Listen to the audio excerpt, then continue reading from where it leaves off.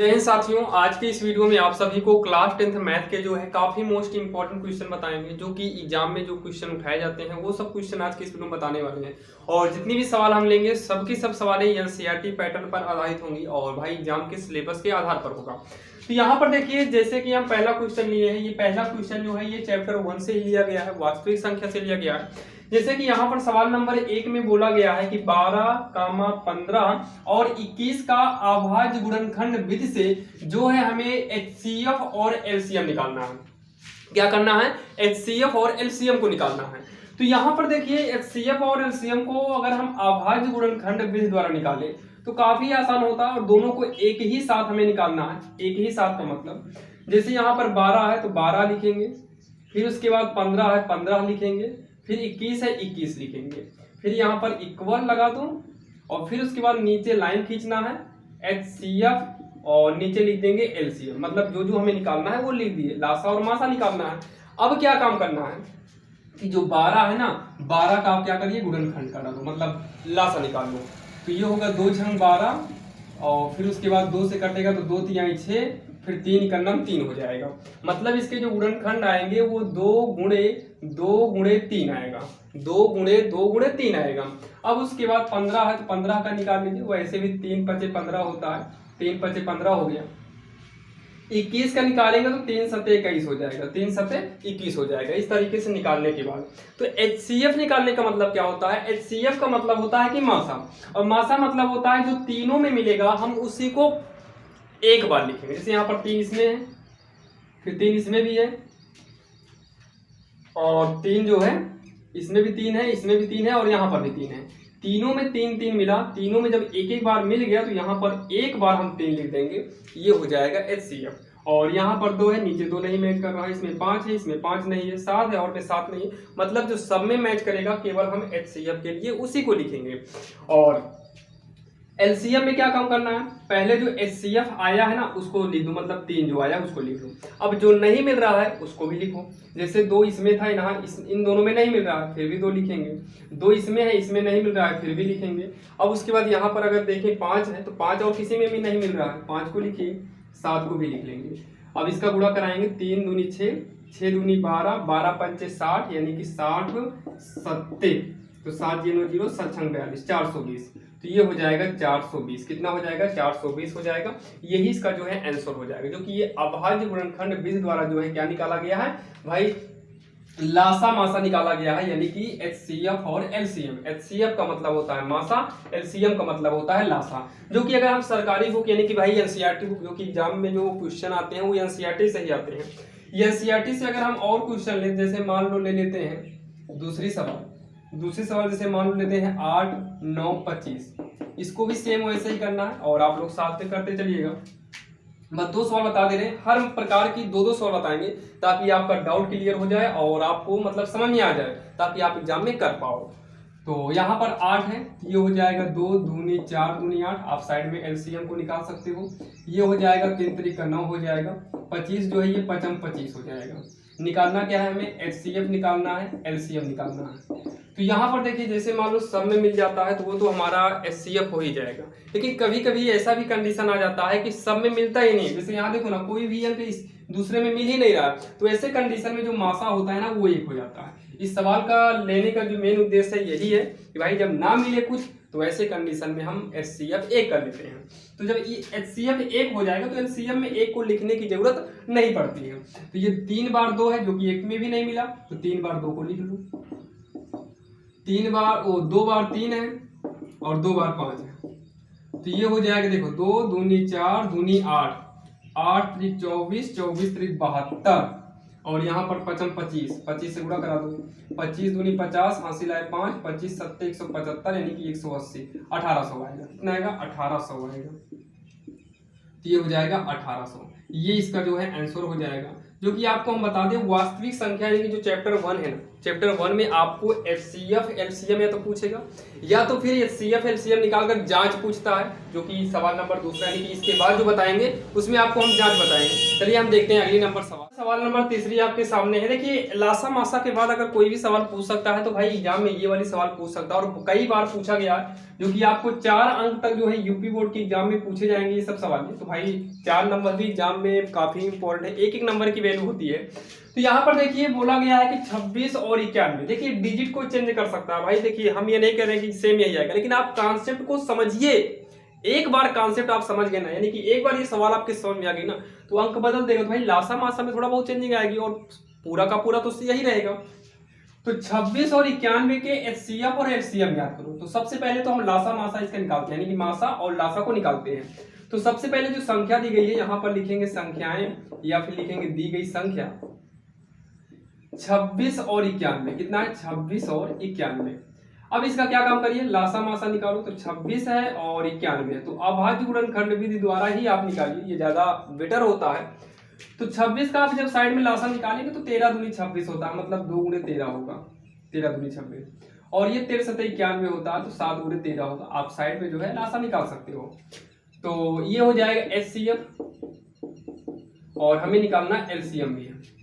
तो एचसीएफ का मतलब होता है जो दोनों में मिले, 13 इसमें भी है 13 इसमें भी है, तो एक बार 13 को ले लेते हैं। अब उसके बाद इसको हल्का आप काटना चाहो तो हल्के हाथ से, मतलब हल्का काट दीजिएगा।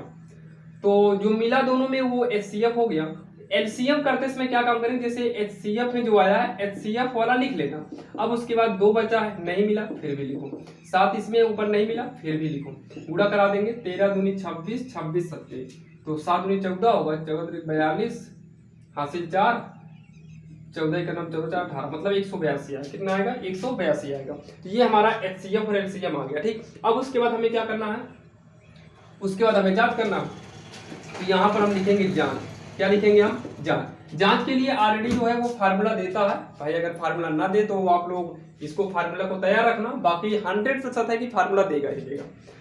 तो जांच में क्या करना है भाई, जो दिया है पहले लिखो, 2 संख्याओं का गुणनफल। फार्मूला है 2 संख्याओं का गुणनफल बराबर में क्या है, एचसीएफ गुणे एलसीएम, एचसीएफ गुणे का एलसीएम, एचसीएफ गुणे का एलसीएम।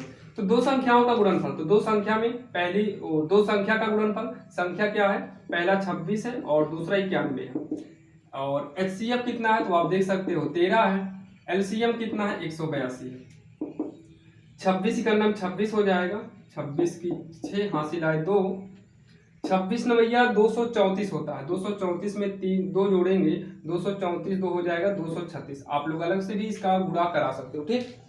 इसका गुणा कराएंगे, 13 दूनी 26 हो जाएगा, हासिल आए 2, 13 104, 104 में 2 जोड़ेंगे 106, 106 की 6 हासिल आए 10, तो 13 का नाम 13, 13 10 हो जाएगा 23।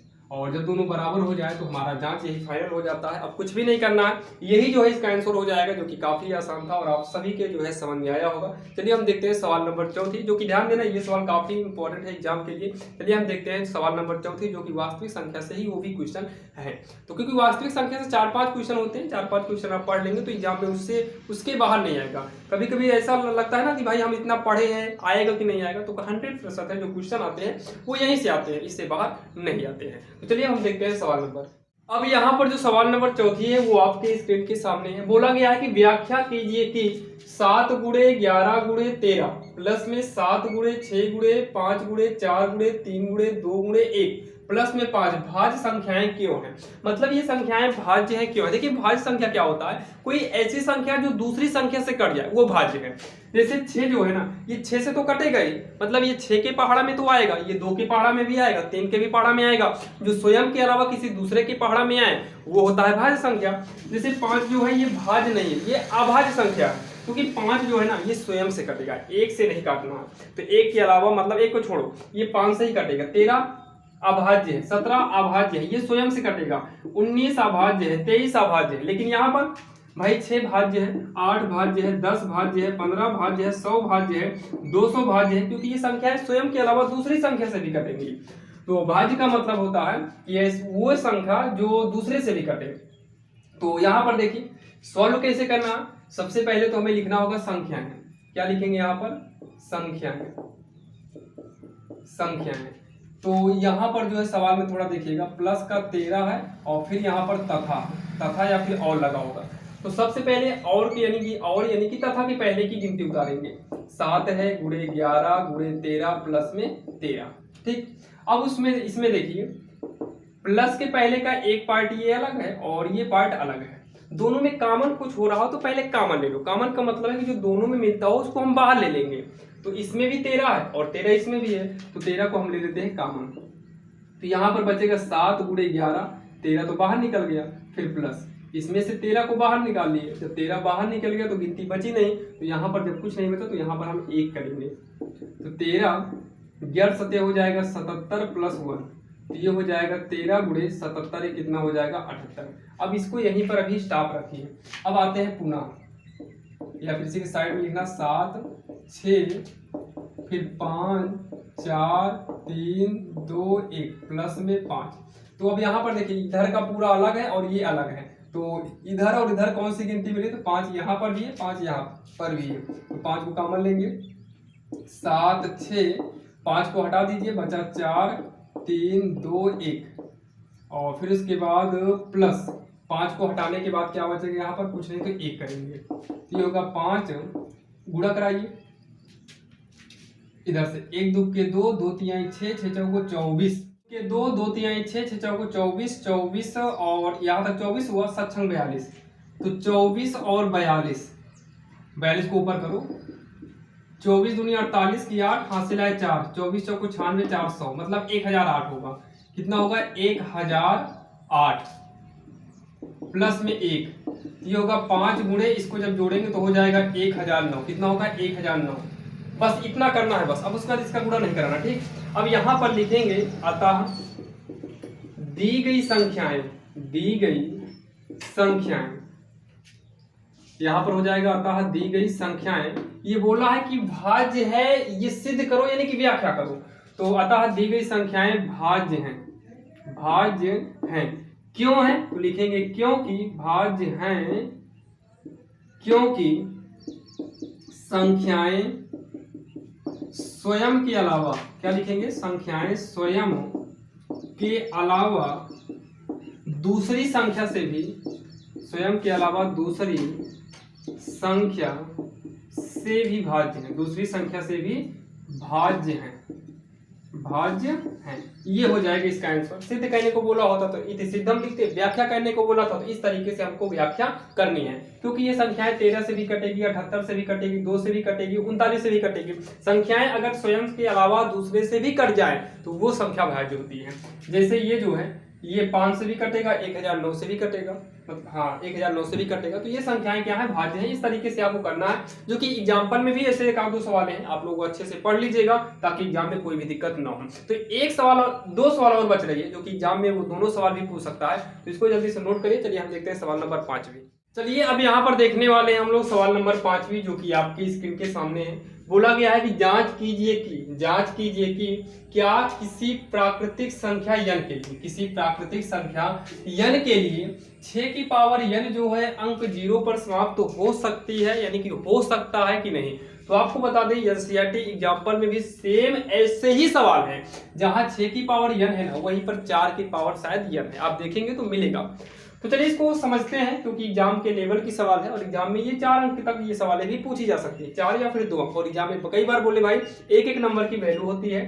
तो सबसे पहले हमें जांच करना है कि क्या किसी प्राकृतिक संख्या, प्राकृत मतलब होता है कि ऐसी संख्या जो नेचुरल नंबर हो। तो भाई प्राकृतिक संख्या क्या होता है, प्राकृतिक संख्याएं की शुरुआत 1 से होता है, 1 2 3 4 5 6 7 8 ऐसे अनंत तक जाएंगे, तो ये सभी नंबर जो है प्राकृतिक नंबर हैं, नेचुरल नंबर हैं। तो बोला है कि संख्या जो है ये 6 की पावर n जो है, क्या ये 0 पर समाप्त होगा कि नहीं होगा। तो यहाँ पर लिखेंगे संख्या 6 की पावर n। अब यहाँ पर क्या काम करना है, जहाँ 6 की पावर n है तो 6 की पावर n की जगह पर यही रखो, 1 2 3 4 यही रखना है। तो पहले 1 रख दो, फिर उसके बाद 2 रख दो, फिर 3 रख दो, फिर 4 रख दो, बस 4 रखना है, ज़्यादा नहीं रखना है, बस इतना काफ़ी है। तो ये 6 की पावर 1 है मतलब 6 हो गया, और ये 6 की पावर 2 है मतलब 6 गुणे 6 हो गया, यानी कि 6 छंग 36। 6 की पावर क्यूब है, 6 गुणे 6 होगा, 6 छंग 36 छक्का 216। फिर उसके बाद 6 की पावर 4 है, तो 6 गुणे 6 यानी कि 6 छंग 36 छक्का 216 छक्का 1296 हो जाएगा। ये हो जाएगा 1296 हो जाएगा। ऐसे करके हम बहुत सारे नंबर और लेंगे, आप लोग को भी ऐसे डैश लगा देना। ये बोला क्या गया था कि अगर आप 6 की पावर n हो और इस पर कोई भी प्राकृतिक संख्या 1 2 3 4 का इस्तेमाल करें तो बताओ क्या ये अंक 0 पर समाप्त तो हो सकता है। मतलब अंक 0 का मतलब है कि जो इकाई अंक जो लास्ट में आना चाहिए वो 0 आना चाहिए, लेकिन यहाँ पर हर जगह आप देखो तो हर जगह लास्ट में 6 आया है, मतलब ये इकाई अंक 0 पर समाप्त नहीं हो सकता है, क्योंकि हर जगह तो 6 आया है तो 0 तो आएगा नहीं। यानी कि हम सीधा कह सकते हैं कि भाई दी गई जो संख्या है ना वो प्राकृतिक संख्या रखने पर जो है कभी भी 0 पर नहीं आएगा। तो लास्ट में लिखना कैसे है, तो लिखेंगे अतः, तो अतः ये क्या से पूछा था तो लिखेंगे नहीं, फिर उसके बाद कामा लगाएंगे तो लिखेंगे कि 0 पर समाप्त नहीं हो सकता, नहीं 0 पर समाप्त नहीं हो सकता। या फिर यहाँ पर लिखेंगे 6 की पावर n, 6 की पावर n अंक 0 पर समाप्त नहीं हो सकता, नहीं हो सकती है, क्योंकि वहां पर शक्ति है तो शक्ति है। ये इसका आंसर हो जाएगा और आपको कुछ भी नहीं करना। 4 की पावर n होता तो 4 की पावर n होता, 4 की पावर 1, 4 की पावर 2, 4 की पावर 3, 4 की पावर 4 सॉल्व करते, अगर 0 आता तो करते, लिख देते 0 पर समाप्त हो सकता है, नहीं आएगा तो वहां पर भी लिख देते भाई 4 की पावर n अंक 0 पर समाप्त नहीं हो सकता है। और इतना तो विश्वास है कि सवाल नंबर 5 भी आपके समझ में आई होगी। चलिए हम देखते हैं सवाल नंबर 6, क्योंकि सवाल नंबर 6 भी एग्जाम के लिए काफी मोस्ट इंपॉर्टेंट है। तो चलिए हम देखते हैं सवाल नंबर 6 जो है, आप इसको नोट कर लीजिएगा, जो है आपके स्क्रीन के सामने है, जो कि काफी मोस्ट इंपॉर्टेंट है भाई बोर्ड एग्जाम के लिए। तो सिद्ध करना है कि 3 + 2√5 जो है एक अपरिमेय संख्या है। इसको तो हम काफी आसान तरीके से बताएंगे। देखिए इसको सॉल्व कैसे करना है। सबसे पहले तो ये बोला है कि सिद्ध करना है कि 3 + 2√5 जो है ये अपरिमेय है। यहाँ पर हम कुछ समय के लिए मान लेते हैं, माना जो 3 + 2√5 को बोला है कि अपरिमेय सिद्ध करो, मान लेते हैं कि ये एक परिमेय संख्या है। क्या मानेंगे, मान लो कि ये परिमेय संख्या है, परिमेय संख्या है। उसके बाद हमें क्या करना है, उसके बाद हमें पूरा यही अंक उतारना है। 3 प्लस में 2√5 उतार लिए, 2√5 बराबर हो जाएगा p/q। क्या हो जाएगा, बराबर p/q हो जाएगा। क्योंकि अगर हम किसी भी संख्या को परिमेय मानते हैं तो परिमेय संख्या जो होता है ये p/q के रूप का होता है। परिमेय संख्या जो होता है ये p/q के रूप का होता है, तो p/q के रूप का होता है। फिर यहाँ पर हम लिखेंगे जहां q डज नॉट 0। क्या लिखेंगे, जहां q डज नॉट 0, मतलब जो है कि जो हर में है ना वो हर वाला शून्य नहीं होना चाहिए, जो हर में जो नीचे है वो शून्य यानी कि 0 नहीं होना चाहिए। और यहाँ पर बहुत सारे टीचर होते हैं भाई a/b करते हैं, तो आप a/b भी कर सकते हो, वो भी सही है। अब उसके बाद क्या करना है, आपको मेन जो टारगेट है, मतलब मेन जो उद्देश्य है, आपको रूट वाले को बचाना है। तो अगर यहाँ पर हम रूट अकेले बचाएं तो भाई गलत हो जाएगा, क्योंकि यहाँ पर भी 3 है तो पहले इस 3 को हटाना पड़ेगा। तो उसके लिए हमें इतना नोट करना है, 2√5 उतार लीजिए। आगे का प्लस नहीं लिखा जाएगा क्योंकि 3 को हटा देंगे तो फिर प्लस आगे लिखने से कोई फायदा नहीं है। तो बराबर हो गया p/q। 3 को उठाकर इधर करेंगे तो ये माइनस में हो जाएगा 3, लेकिन उद्देश्य हमारा क्या है कि केवल रूट वाला बचना चाहिए, केवल रूट का बचना चाहिए। तो रूट को अकेले नहीं बचा सकते, तो अब रूट वाला अब अकेले बचा सकते हैं। यहाँ से 3 को हटा लिए, अब रूट को अकेले बचाएंगे, 2 का पक्षांतर करेंगे तो 2 जो आएगा ना इधर बटे में आएगा, क्योंकि गुणा में है तो बटे में आएगा। तो ये हो जाएगा p/q माइनस का 3। अब आप चाहो तो 1/2 का अंदर गुणा करा दो, अगर इच्छा हो तो। नहीं इच्छा है तो आप सीधा यहाँ पर एक एरो लगाओ, एक एरो इधर लगाओ।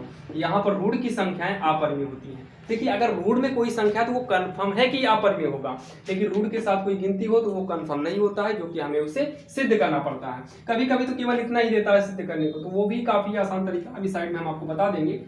तो यहाँ पर हम लिखेंगे अपरिमेय, अपरिमेय संख्या है, और यहाँ पर क्या लिखेंगे, परिमेय संख्या है। क्या है, परिमेय संख्या है। तो उसके बाद यहाँ पर हम लिखेंगे ये विरोधाभासी विरोधाभास होंगे। क्या लिखेंगे? ये विरोधाभास होंगे, क्योंकि भाई जैसे इक्वल के पहले अपरमेय था, इक्वल के बाद परमेय है, तो ये एक दूसरे का विरोध करेंगे, जब विरोध करेंगे तो वहीं से बन जाएगा विरोधाभास होंगे। ठीक, विरोधाभास होंगे। फिर उसका विरोधाभास होने के बाद लिख देना है अतः जो भी सवाल थी, सवाल क्या थी? 3 प्लस में 2 रूट 5 एक अपरिमेय संख्या, वो सिद्ध करने को अपरिमेय बोला तो यहाँ अपरिमेय ही लिखेंगे, अपरिमेय संख्या है। और नीचे जो है इति सिद्धम लिख देना, नीचे जगह पता नहीं दिखाई दे रहा है कैमरे में कि नहीं दिखाई दे रहा है, नीचे लिख देना इति सिद्धम। क्या लिख देंगे नीचे? इति सिद्धम लिख देंगे, नीचे हम लिखेंगे इति सिद्धम। ये इसका जो है आंसर हो जाएगा, जो कि भाई कैमरे में पूरा दिखाई दे रहा है, पूरा यहाँ तक दिखाई दे, नीचे का नहीं दिखाई दे रहा। तो इति सिद्धम इसके नीचे करना है, जो कि आप इसके नीचे कर लीजिएगा, और ये जो है इसका आंसर हो जाएगा। और हाँ, यहाँ पर थोड़ा सा जैसे मान लो यहाँ पर केवल इतना देता, यहाँ पर भी केवल इतना करते, यहाँ पर भी केवल इतना करते, तो यहाँ पर थोड़ा सा इतना हो जाता, इतना। इसको एक बार फिर से यहाँ पर नोट करते हैं। उसके बाद जो ये परिमेय अपरिमेय लिखे हुए हैं, वो चीजें हमें यहाँ पर एरो करके लिखना पड़ता।